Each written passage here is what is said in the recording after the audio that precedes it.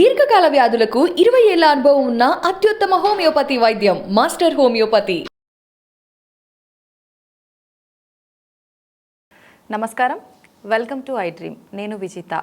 ప్రస్తుతం మనతో పాటు ఉన్నారు ప్రముఖ ఆధ్యాత్మిక జ్యోతిష్య వాస్తు పండితులు, జ్యోతిష్య రత్న, జ్యోతిష్య ప్రపూర్ణ బిరుదాంకితులు భానుకోటేశ్వరి గారు. ఇప్పుడు వారితో మాట్లాడదాం. నమస్కారం అమ్మా. జై శ్రీరామ్. శ్రీమాత్రే నమః. శ్రీ గురుభ్యో నమః. అమ్మ, ఇప్పుడు మగవాళ్ళతో సమానంగా ఆడవాళ్ళు కూడా సంపాదిస్తున్నారు, బిజినెస్ చేస్తున్నారు. అలా వ్యాపారం చేస్తూ వాళ్ళు అధికంగా లక్షల్లో డబ్బులు సంపాదించాలంటే ఎటువంటి పరిహారం చేసుకుంటే బాగుంటుంది? తప్పకుండానండి. అయితే వ్యాపారం చేయాలి అని అనుకున్న వాళ్ళకి అసలు ముందు వాళ్ళ జన్మజాతకం ప్రకారం వ్యాపారం కలిసి వస్తుందా రాదా అన్నది ఒకసారి వాళ్ళ దగ్గర ఉన్న జ్యోతిష పండితుని కలిసి చెక్ చేయించుకోవాలి. వ్యాపారం కలిసి వస్తే కలిసి రావచ్చు కాక కొన్నిసార్లు కొన్ని వ్యాపారాలు వాళ్ళకి ఎక్స్ట్రీమ్ రిజల్ట్స్ని తెచ్చిపెట్టే వ్యాపారాలు ఉంటాయి. అంటే ఎక్స్ట్రీమ్ బ్యాడ్ రిజల్ట్స్ని తెచ్చిపెట్టే వ్యాపారం ఉంటుంది. వాళ్ళ జన్మజాతకంలో వ్యాపార స్థానం బాగుండొచ్చు కాక, వాళ్ళ లాభస్థానం అంటే డబ్బుల్ని సంపాదించే యోగ్యత బాగా ఉండొచ్చు కాక, కాకపోతే చూజ్ చేసుకోకూడని వ్యాపారాలు చూజ్ చేసుకుంటే కనుక అది ప్రాబ్లం అవుతుంది, ట్రబుల్సమ్ అవుతుంది. అది కూడా చూసుకోవాలి. అది ఒకసారి నిర్ధారించుకొని, ఒక్కొక్కసారి అంతా బాగున్నా కొంతమందికి ఎలా ఉంటుందంటేనండి, వాళ్ళ అంటే నేను కొన్ని వేల చార్ట్స్ చూశాను కాబట్టి చెప్తున్నాను. వాళ్ళ జన్మజాతకం ప్రకారం ఎలా ఉంటుందంటే, కొంతమందికి 35 ఏళ్ల వరకు లేదా 38 వరకు ఉద్యోగమే చేయాలి. వాళ్ళ జన్మజాతకంలో వ్యాపారం బాగా ఉన్నా మొదట కనుక వాళ్ళు వ్యాపారం తీసుకుంటే కనుక సక్సెస్ఫుల్ అవ్వరు. 38 తర్వాత నుంచి వ్యాపారం మొదలు పెడితే అది రాచబాట అవుతుంది, రెడ్ కార్పెట్ అవుతుంది. స్లోగా ఇయర్ బై ఇయర్ ప్రోగ్రెషన్ వస్తుంది. 5 years కల్లా వాళ్ళు సెటిల్ అయిపోతారు. ఒకవేళ అలా కాదు, వాళ్ళకి తెలియదు, ఉద్యోగం ముందు చేయాలని తెలియదు, వ్యాపారం మొదలు పెట్టేస్తారు అనుకోండి, 38 ఏళ్ల వరకు స్ట్రగుల్ అవ్వాలి. ఉదాహరణకి వాళ్ళు 30 ఏళ్ళకి మొదలు పెట్టారు అనుకోండి వ్యాపారం, 8 ఏళ్ళు చాలా నానా పాటలు పడి వ్యాపారం వాళ్ళ దాంట్లో బాగా ఉంది కాబట్టి, సస్టైన్ అయ్యే యోగం ఉంది కాబట్టి ఇబ్బందులు పడి 8 ఏళ్ళు ఎలాగో నెట్టుకొచ్చి ఇంకా తర్వాత సెటిల్ అవుతారు అనమాట. ఇంకా తర్వాత నుంచి అంచెలంచెకి 8 ఏళ్ళు కంప్లీట్ అయిన తర్వాత నుంచి, అంటే నేను ఎగ్జాంపుల్కి చెప్తున్నా, ఇది ఎవరి జన్మజాతకం ప్రకారం వాళ్ళకి డిఫర్ అవుతుంది. అలా కొంతమందికి ఉంటుంది. కొంతమందికి ఎలా ఉంటుందంటే మొదటి నుంచి వ్యాపారమే ఉంటుంది. కొంతమందికి ఉద్యోగం వ్యాపారం 2 కలిసి వస్తాయి. ఉద్యోగం చేస్తే వ్యాపారం చేసుకోవచ్చు. కొంతమందికి ఉద్యోగమే ఉంటుంది, వ్యాపారం అసలుకే కలిసి రాదు. సో ఇది మొదటిగా వాళ్ళు డిటర్మైన్ చేసుకోవాల్సిన విషయం.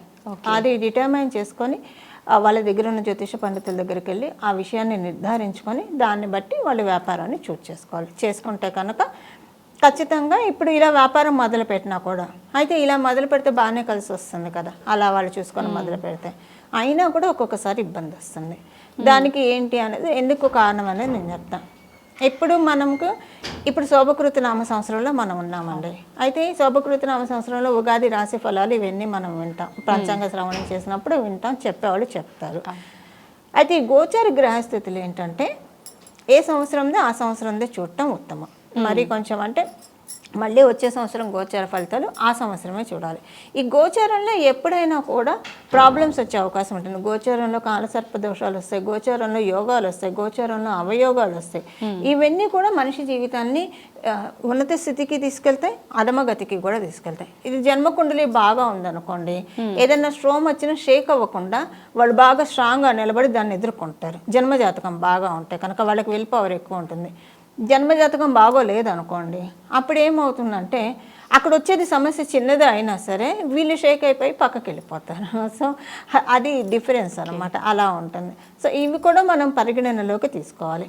సో అసలు ఆల్రెడీ వ్యాపారం స్టార్ట్ చేశారు, బాగా ఉండాలనుకుంటే కనుక మనకి సింపుల్ రెమెడీస్ కొన్ని ఉంటాయి. కాకపోతే ఎప్పటికప్పుడు చేసుకుంటూ ఉండాలి, వీటిని చేసుకుంటూ ఉండాలి, చేసుకుంటూ ఉంటున్నాయి. లేకపోతే తుమ్మితే ఊడిపోయే ముక్కులాగా ఉంటుంది అనమాట. అంటే వ్యాపారం బాగోలేని వాళ్ళ పరిస్థితి నేను చెప్తున్నాను. వ్యాపారం బాగా ఉంటే ఇంకా అభివృద్ధి కావాలంటే వాళ్ళ జన్మజాతకంలో బాగుంటేనే వ్యాపారం బాగా ఉంటుంది, అప్పుడు వాళ్ళకి ఇది ఇంకా ఉపకరిస్తుంది. అయితే దీనికి 3 రకాల పరిహారాలు చేసుకోవాలి. మొదటిది ఏంటంటే గురువారాన్ని పట్టుకోవాలండి. గురువారం పూట శ్రీం గజలక్ష్మే నమః అనే ఈ నామాన్ని, శ్రీం గజలక్ష్మే నమః, శ్రీం గజలక్ష్మే నమః, శ్రీం గజలక్ష్మే నమః, ఈ నామాన్ని వీలైనన్నిసార్లు ఒక 15 నిమిషాలు, ఒక అరగంట జపించాలి. అరగంట జపించి కుదిరితే, ఇప్పుడు మీకు శంకు పుష్పాలని తెలుసు కదా, తెలుపు రంగులో ఉంటాయి, బ్లూ కలర్లో ఉంటాయి. బ్లూ కలర్లో ఉన్న శంకు పుష్పాలని అమ్మవారి దగ్గర పెట్టాలి. ఓకే. లక్ష్మీ అమ్మవారి దగ్గర పెట్టాలి. అది కూడా గజాలతో అభిషేకిస్తున్న అమ్మవారి ఫోటో దగ్గర, చిత్రపటం దగ్గర పెట్టాలి ఉంటే, లేకపోతే ఏదైనా లక్ష్మీ అమ్మవారి చిత్రపటం దగ్గర పెట్టచ్చు. ఓకే. ఇదొక పరిహారం. అలానే గురువారం పూట ఎవరైనా పుణ్యస్త్రీలకి, ముత్తైదులకి కనకాంబరం మాల ఇవ్వాలి బొట్టు పెట్టి, వాళ్ళని తల్లో పెట్టుకోమని చెప్పి వీళ్ళు పెట్టుకోవాలి, వాళ్ళకి ఇవ్వాలి గురువారాల పూట. ఇంకొక రెమెడీ ఏంటంటే బుధవారం పూట, ప్రతి బుధవారం 9 నుంచి 9:30 లోపల మనకి అష్టలక్ష్మి స్తోత్రం ఉంటుంది తెలుసు కదా, సుమనస వందిత సుందరి మాధవ అంటూ మొదలవుతుంది. దాన్ని ఒక 8 సార్లు చదవాలి. ఆ స్తోత్రాన్ని ప్రతి బుధవారం 9 నుంచి 9:30 లోపల 8 సార్లు చదవాలి. చదవడానికి నాకు తెలిసి అందరికీ ఉంటుంది, లేకపోతే విన్నా పర్వాలా. ఇది చేస్తే కనుక వ్యాపారంలో స్టెప్ బై స్టెప్ గ్రోత్ డెఫినెట్గా ఉంటుంది. ముందు నష్టపోకుండా ఉంటే బ్యాలెన్స్డ్గా ఉన్నట్టే కదా, నష్టపోకుండా ఉంటారు. అలానే నెమ్మదిగా డబ్బులు అనేవి ప్రొక్యూర్ అవ్వడం డెఫినెట్గా చూస్తారు. ఓకే. అయితే అమ్మ, ఇది ఉద్యోగం చేసే వారికి కూడా వర్తిస్తుందా? కొంతమంది ఉద్యోగంలో ఇబ్బంది పడుతూ ఉంటారు, ఎక్కువ రోజులు ఒకే దగ్గర చేస్తూ ఉండరు, మారుతూ ఉంటారు. అటువంటి వారికి కూడా ఉపయోగపడుతుందా? అటువంటి వారికి గురువారం పూట కనకాంబరం మాల ఇవ్వడం ఉపయోగపడుతుంది. ఉద్యోగం చేసే వారికి వేరే రెమెడీ ఉంటుంది. అంటే ఇది వ్యాపారం చేసే వాళ్ళకి, ఇందులో ఒక రెమెడీ ఉద్యోగం చేసే వాళ్ళకి. కనకాంబరం మాల అమ్మవారికి, ఇప్పుడు ఇంటి చుట్టుపక్కల ఎవరైనా ఉండరు అనుకోండి, అప్పుడు అంటే ముత్తైదు అంటే ఆఫీసులకు వెళ్ళిపోతే అందుబాటులో ఉండకపోతే అమ్మవారికి ఇస్తే అందరి ముత్తైదులకు ఇచ్చినట్లు వస్తున్నాయి. వాళ్ళు చేయాల్సింది ఏంటంటే శనివారం పూట దద్దోజనం చేసి నైవేద్యం పెట్టాలి వెంకటేశ్వర స్వామికి. శనివారం పూట 7:30 నుంచి 8 లోపల గోవిందనామాలు 3 సార్లు చదవాలి. ఇంకా ఓపిక ఉంటే కనుక చాలా బాగా పనిచేస్తుంది. తులసి నార తెలుసు కదా, ఇప్పుడు మనం తులసి మొక్కను పెంచుతూ ఉంటాం కదా, పెంచినప్పుడు పైన ఇలా వస్తాయి గింజలు ఉంటుంది, మళ్ళీ వాటిని వేస్తే మనకి తులసి మొక్క వస్తుంది కదా, వాటిని ముందు అంటే బుధవారం కావచ్చు, శనివారం కావచ్చు, వాసుదేవ వాసుదేవ వాసుదేవ అంటూ తాడు, అంటే మనం పూజించే మొక్కను కాకుండా వేరే మొక్క నుంచి తెంపాలి. కాకపోతే తులసి మొక్కను ఎప్పుడు ముట్టుకున్నా, ఎప్పుడు ఆకులు దళాలను సేకరించాలన్నా, ఏది సేకరించాలన్నా వాసుదేవ నామస్మరణ, కృష్ణ నామస్మరణ, రామనామస్మరణతోనే తీయాలి. అలా కొయ్యకూడదు.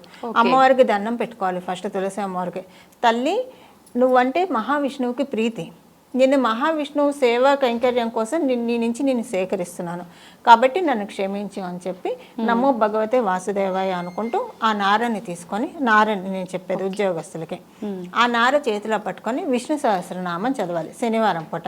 చదవడం లేదా వినడం, ఇదంతా చేయడం కుదరలేదు అనుకోండి, మనకు అందులోనే ఉంటుంది కదా, శ్రీరామ రామ రామేతి రమే రామే మనోరమే సహస్రనామ తత్తుల్యం శ్రీరామనామ వరాననే ఆ స్తోత్రాన్ని 21 సార్లు మనసులో జపించుకొని ఆ తులసి నారాన్ని సత్యనారాయణ స్వామి ముందు కానివ్వండి, వెంకటేశ్వర స్వామి ముందు కానివ్వండి, రామచంద్రమూర్తి కానివ్వండి, శ్రీకృష్ణ పరమాత్మ ముందు కానీ, లక్ష్మీ నరసింహస్వామి ముందు కానీ, విష్ణుమూర్తి అంశావతారాలు ఏ అవతారం దగ్గరైనా పెట్టేస్తే కనుక ఉద్యోగస్తులకి చాలా బాగా ఉంటుంది. చాలా చక్కని రెమెడీ తెలియజేశారమ్మా. Thank you.